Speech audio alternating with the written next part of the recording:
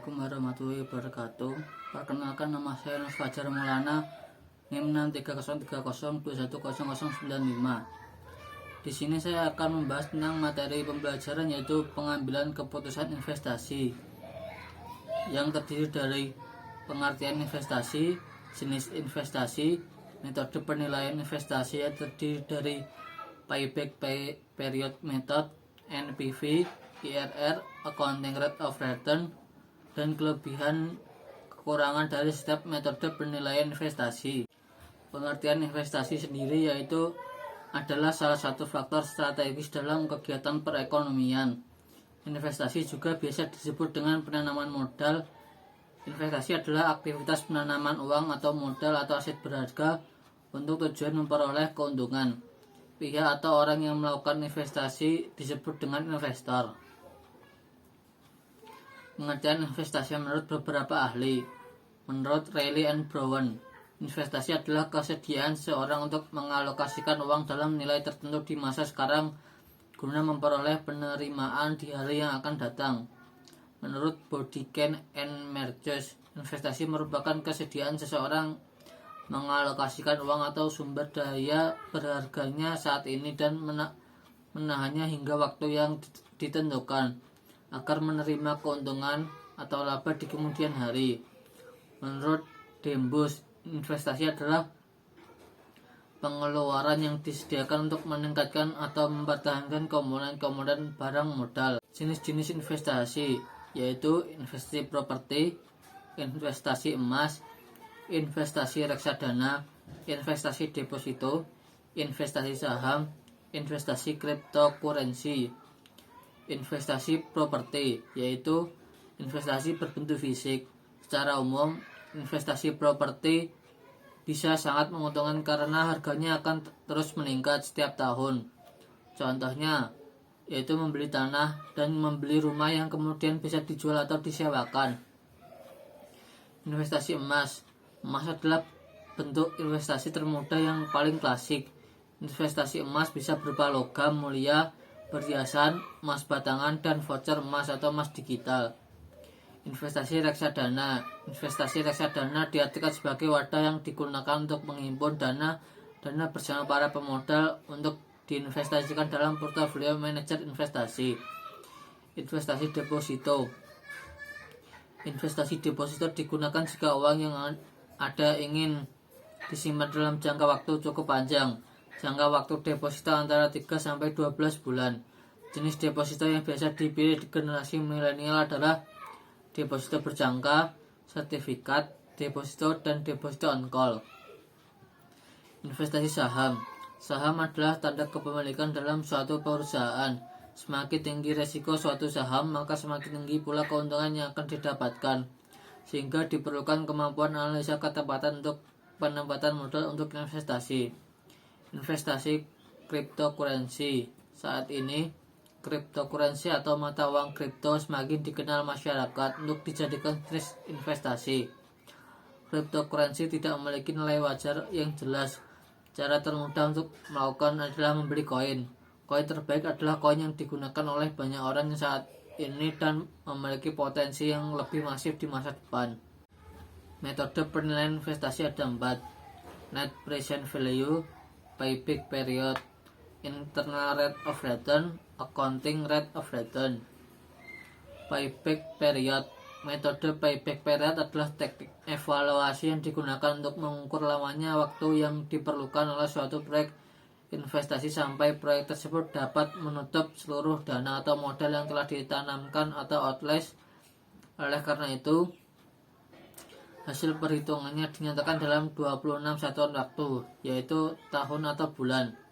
Hasil perhitungan dari metode ini kemudian dibandingkan dengan batas waktu pengembalian proyek investasi yang dikehendaki oleh pihak manajemen. Kelebihan payback period.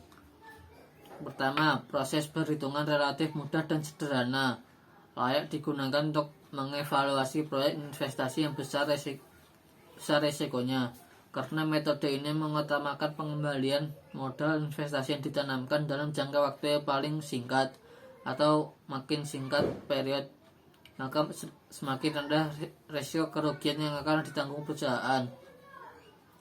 Penggunaan metode ini masih lebih baik dalam hal penilaian kecepatan kembalinya dana investasi dibandingkan dengan penggunaan pertimbangan intuisif semata. Metode ini menekankan pada kecepatan penerimaan laba tunai dari suatu usulan proyek investasi yang diharapkan dapat segera menutup modal yang akan ditanamkan dalam proyek tersebut. Kekurangannya yaitu tidak memperhatikan nilai waktu dari uang, mengabaikan laba tunai yang akan diperoleh setelah jangka waktu payback period terlewati. Yang ketiga, mengabaikan nilai sisa dari investasi atau apabila ada nilai sisa investasi. Net present value. Menurut Don R. Hansen and Marian M. Woman menulis bahwa metode net present value merupakan selisih antara nilai sekarang dari arus kas masuk dan arus kas keluar yang berhubungan dengan suatu proyek. Metode ini menghitung selisih antara nilai sekarang dan dari aliran masuk kas bersih atau proses rencana proyek investasi dengan nilai atau jumlah pengeluaran modal untuk proyek investasi tersebut. Kelebihannya yaitu mempertimbangkan nilai waktu dari uang. Yang kedua, mempertimbangkan seluruh laba tunai proses yang akan dihasilkan selama umur proyek investasi. Kekurangannya, proses perhitungan relatif lebih sulit dibandingkan metode payback period. Adanya kesulitan di dalam proses penentuan besarnya tingkat bunga yang dianggap layak akan digunakan sebagai dasar diskonto. Yang ketiga, apabila terdapat beberapa pilihan proyek investasi yang besarnya berbeda-beda, maka perbedaan proses dari proyek investasi 32 tersebut yang dihitung dengan metode NPV tidak dapat digunakan sebagai pedoman. Metode ini dapat memberikan hasil yang menyesatkan jika digunakan untuk menentukan salah satu pilihan proyek investasi yang terbaik dari beberapa alternatif proyek investasi yang mempunyai umur ekonomis yang berbeda. Internal rate of return.